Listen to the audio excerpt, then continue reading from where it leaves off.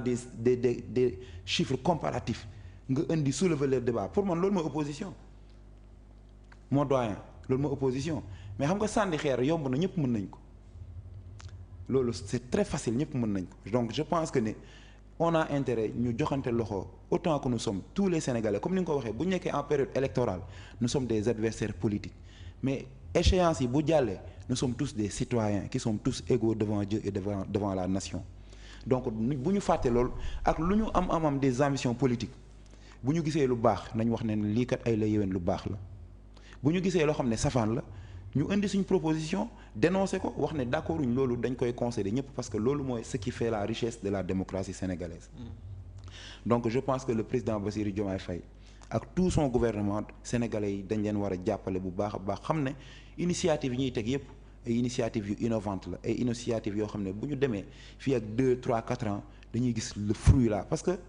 état mënoo xëy jël décision yoo xam ne tey day impacter ci askan bi parce que président bi jël décret boobu daa am fu muy jaar foofu yëpp muy jaar ci administration bu bay yegsi ci nga xam ne mooy exécutant bi ça prend du temps mais loolu warul mën a tere tey ñu ñëw taxaw gis ne ñii kat décision yi ñuy jël orientation yi ñuy jël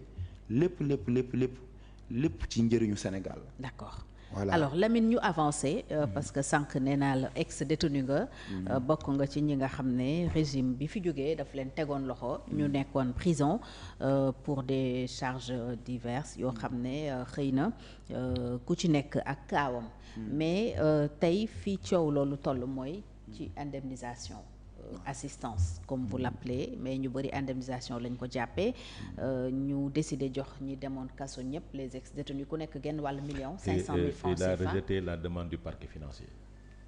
Qui? Le juge.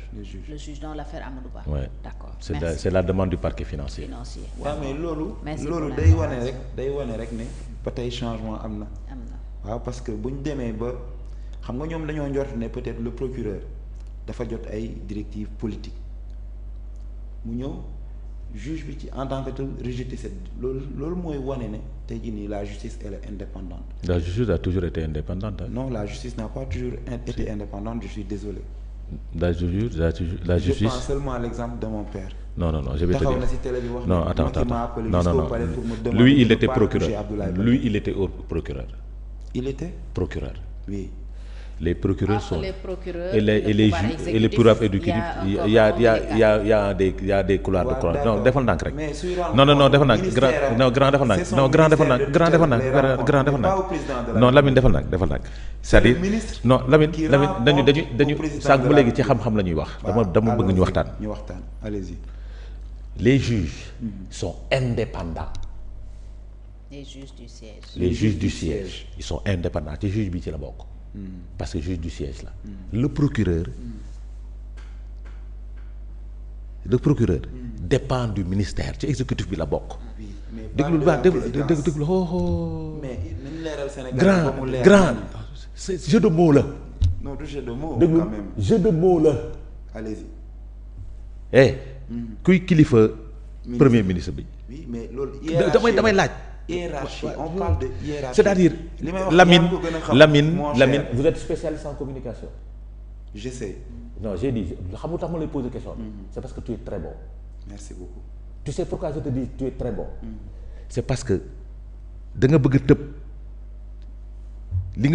li ma lay wax te muy dëgg.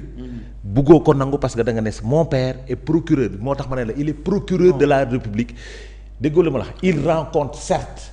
Au ministre, le ministre rend compte au premier ministre, le premier ministre rend compte au président de la République. Maintenant chaîne boobu déglu waa defal ndànk chaîne boobu su amee le président de la République mën na tëb ministre yi yëpp wax ak le procureur directement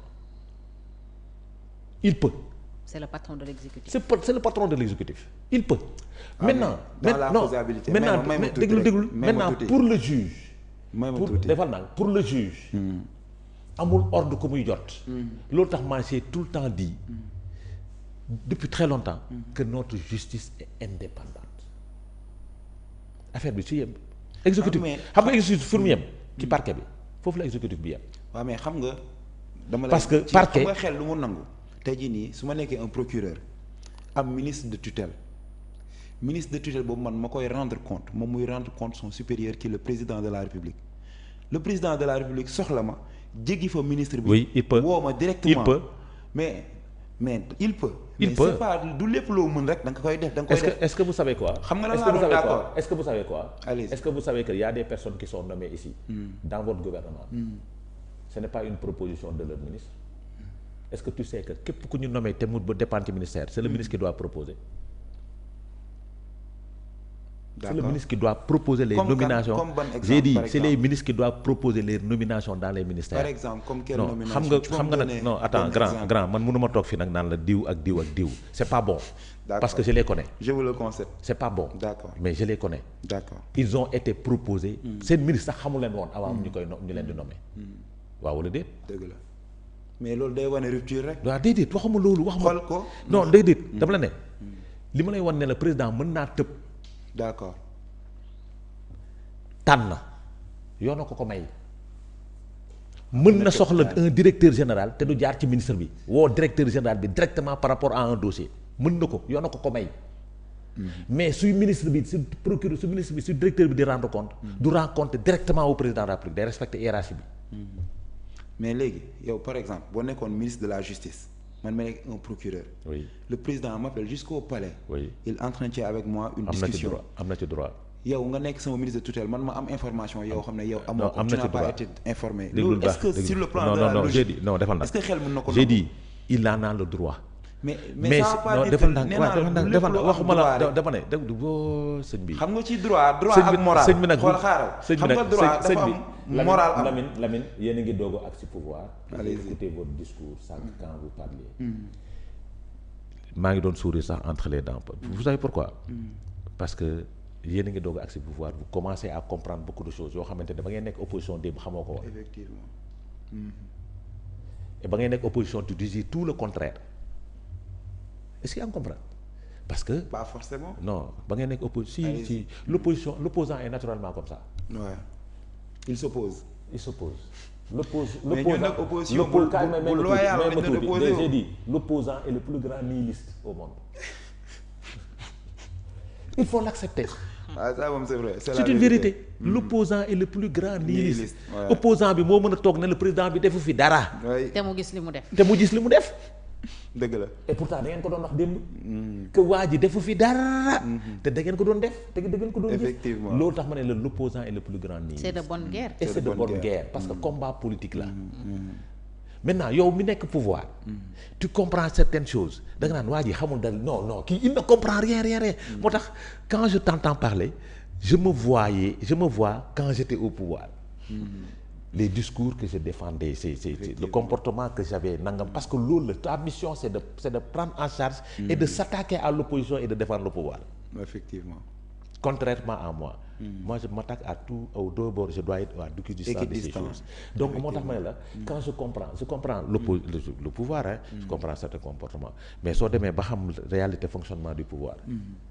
saa yi nga xam ni lii ngay wax nii. juges ya les juges d'instruction et autres. faruñu fenn. donc ñiy wax naan la justice n'est pas indépendante c'est parce qu'ils ne comprennent pas dañ ko teg ci parquet bi rek. suñ ko tegee soo yemee ci parquet bi tu diras toujours que la justice n'est pas indépendante mais quitte le parquet dépend de l'exécutif. oui mais c'est li ma encore approche bi. te mandat de dépôt mais mandat de dépôt parquet des fois mooy demande mandat de dépôt des fois. est-ce que tu comprends. moo tax quand tu dis retour de parquet ak nangam sangam c'est parce que loolu procureur exécutif la yem. ci exécutif bi la toujours mais gis nga juge Dème mën naa la citer tamit le juge Dème qu'est-ce qu'il avait dit. mais il le dit toujours. je démissionne d'une justice. qui a démissionné. j'ai dit il le dit toujours. li mu doon wax léegi démb nag bu nekkee acteurs yi ñoom ñoo ko reconnaître ñoom ñoo ko nangu ñoom les acteurs nekk ci biir du siège de ne pas. xam nga lu andi loolu vouloir être indépendant xam nga lu andi loolu. ils ne veulent pas gis nga fii soo bëggul indépendant. voilà doo indépendant loolu tamit mu ngi si loolu. soo ko bëggul mais la justice restera toujours indépendante man loolu laa gëm mais soo bëggul nekk indépendant